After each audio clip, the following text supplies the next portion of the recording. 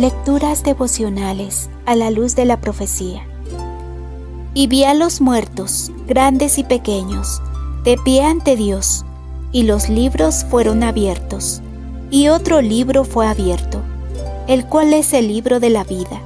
Y fueron juzgados los muertos por las cosas que estaban escritas en los libros, según sus obras.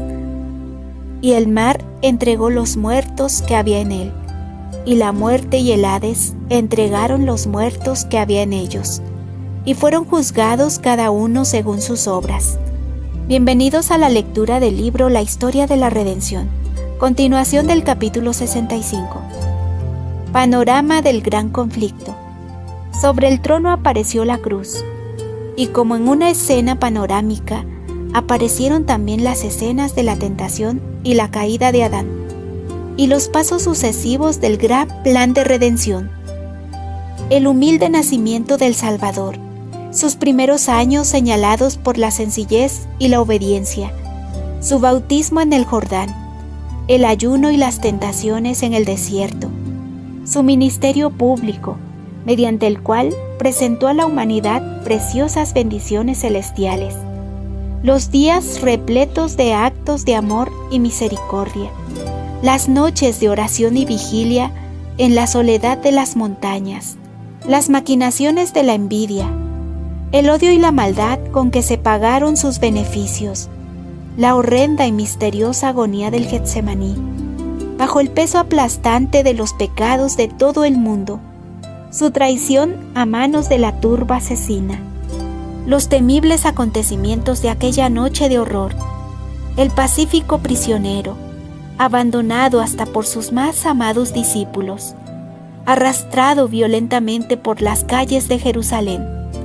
el Hijo de Dios, presentado con voces de júbilo ante Anás, llevado al palacio del sumo sacerdote, ante el tribunal de Pilato, frente al cobarde y cruel Herodes, escarnecido, insultado, torturado y condenado a muerte.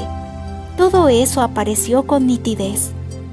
Y entonces, delante de la agitada multitud, aparecieron las escenas finales, la paciente víctima que recorre el camino del Calvario, el príncipe del cielo colgado de la cruz, los altivos sacerdotes y la plebe bullanguera que se burlaba de su agonía mortal, las tinieblas sobrenaturales, la tierra que tiembla, las rocas que se parten, las tumbas abiertas que señalan el momento cuando el Redentor del mundo entregó su vida.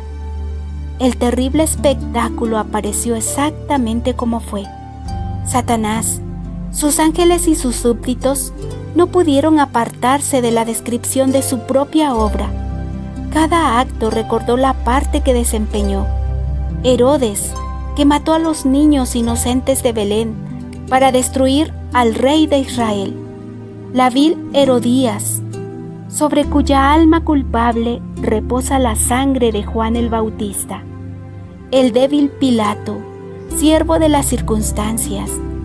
Los soldados burlones, los sacerdotes y gobernantes y la multitud furiosa que clamaba: «Su sangre caiga sobre nosotros y sobre nuestros hijos».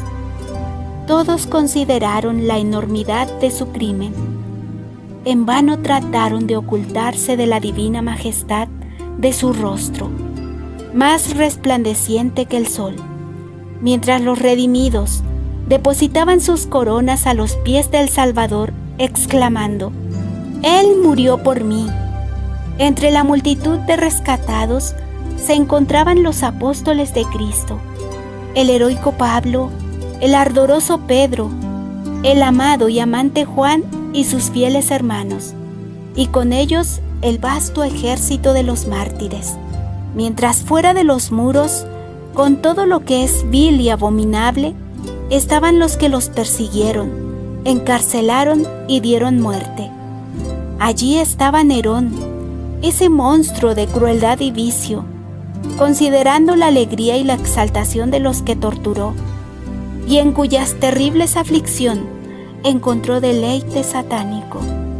Su madre también estaba allí para verificar el resultado de su propia obra, para ver cómo los malos rasgos de carácter transmitidos a su hijo, las pasiones alentadas y desarrolladas por su influencia y ejemplo, dieron como resultado una cantidad de crímenes que hicieron estremecer al mundo. Había sacerdotes y prelados que pretendieron ser embajadores de Cristo y que emplearon la tortura, la mazmorra y la hoguera para dominar la conciencia del pueblo de Dios. Estaban los orgullosos pontífices que se exaltaron por sobre Dios y pretendieron cambiar la ley del Altísimo. Esos pretendidos padres de la Iglesia tenían una cuenta que dar ante Dios, de la cual de buena gana habrían querido librarse. Demasiado tarde se dieron cuenta que el omnisapiente es celoso de su ley y que de ninguna manera justificará al culpable. Entonces aprendieron que para Cristo los intereses de su pueblo sufriente son suyos, y experimentaron la fuerza de sus palabras. En cuanto lo hicisteis a uno de estos mis hermanos más pequeños, a mí lo hicisteis. Mateo 25:40. Hasta aquí la lectura del día de hoy. Si Dios lo permite, continuaremos el día de mañana. Dios les bendiga, tengan todos un feliz día.